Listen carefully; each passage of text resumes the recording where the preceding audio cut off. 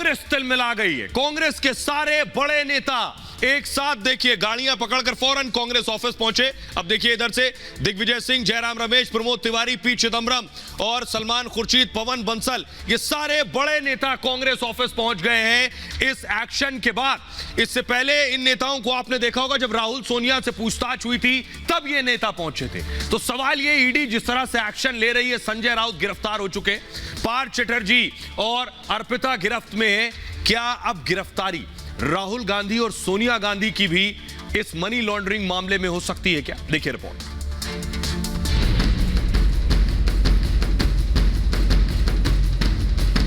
जो भी करना है उसके लिए आपको बताना पड़ता है, जिसके विरोध में आप कर रहे हैं, जिसके अगेंस्ट कर रहे हैं, आपको बताना पड़ता है। उनकी मंशा यही है कि एक दहशत पैदा करें, डराए और डरा कर सारे कांग्रेस पार्टी के कार्यकर्ताओं को डिमोरलाइज करें। ना हम डरने वाले ना झुकने वाले, हम अंग्रेजों के सामने नहीं झुके और डरे तो इस सरकार के सामने।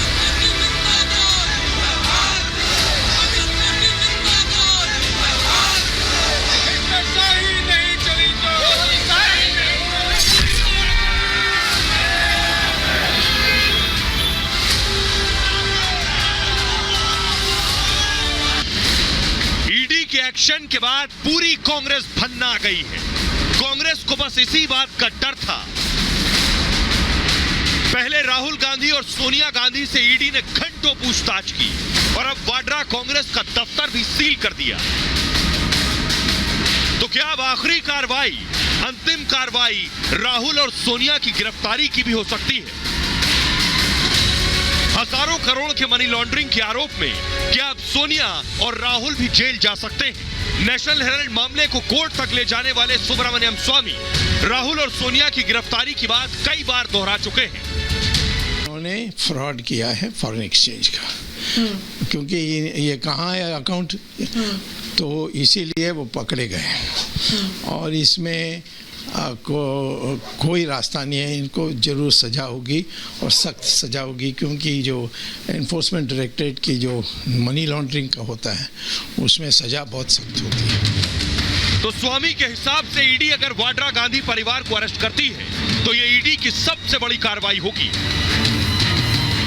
तो आइए, मैं क्यों कह रहा हूं कि परिस्थितियां ये जो बन रही हैं कि राहुल गांधी और सोनिया गांधी की क्या गिरफ्तारी हो सकती है। इस मामले को कुछ लोग बहुत हल्के में ले रहे थे, लेकिन ये इतना हल्का है नहीं। सवाल ये है कि राहुल सोनिया से पूछताछ के बाद ये छापेमारी हुई है, क्या ईडी को सवालों के जवाब नहीं मिले?